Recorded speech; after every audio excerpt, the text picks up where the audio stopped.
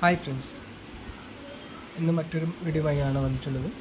ഇന്ന് നമ്മൾ ഒരു VLC പ്ലെയർ, അതായത് സോങ്സ് കേൾക്കാനും വീഡിയോസ് പ്ലേ ചെയ്യാൻ വേണ്ടിയിട്ടുള്ള ഉപയോഗിക്കുന്ന സോഫ്റ്റ്വെയറാണ് VLC പ്ലെയർ. അതെങ്ങനെ ഡൗൺലോഡ് ചെയ്ത് ഇൻസ്റ്റാൾ ചെയ്യാമെന്ന് കാണിച്ചതാണ്. ആദ്യം ഗൂഗിൾ ക്രോം ഓപ്പൺ ചെയ്യാം. അതിൽ ഗൂഗിളിൽ നിന്ന് എടുക്കാം. അതിനുശേഷം VLC player downloads and get to PC എന്ന് പറഞ്ഞ സൈറ്റിലേക്ക് പോകും. VLC player downloads get to PC എന്ന് പറഞ്ഞ സൈറ്റിലേക്ക് പോകും. ഫസ്റ്റ് ഓപ്ഷനിൽ നമുക്ക് ക്ലിക്ക് ചെയ്യാം.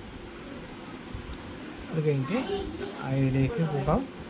ഈ ഡൗൺലോഡ് എന്നൊരു ഓപ്ഷൻ ഉണ്ട് താഴെ, അത് ക്ലിക്ക് ചെയ്യാം.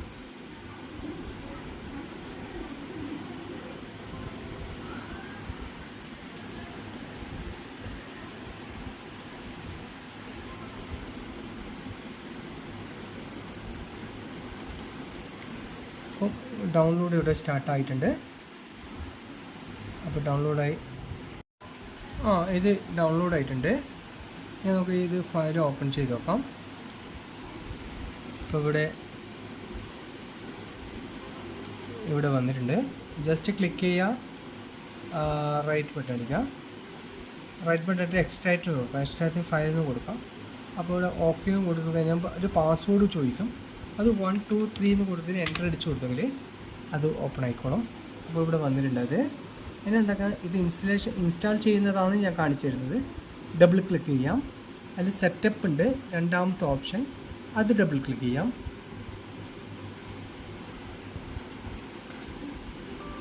ഇവിടെ നെക്സ്റ്റ് കൊടുക്കാം, എസ് കൊടുക്കാം,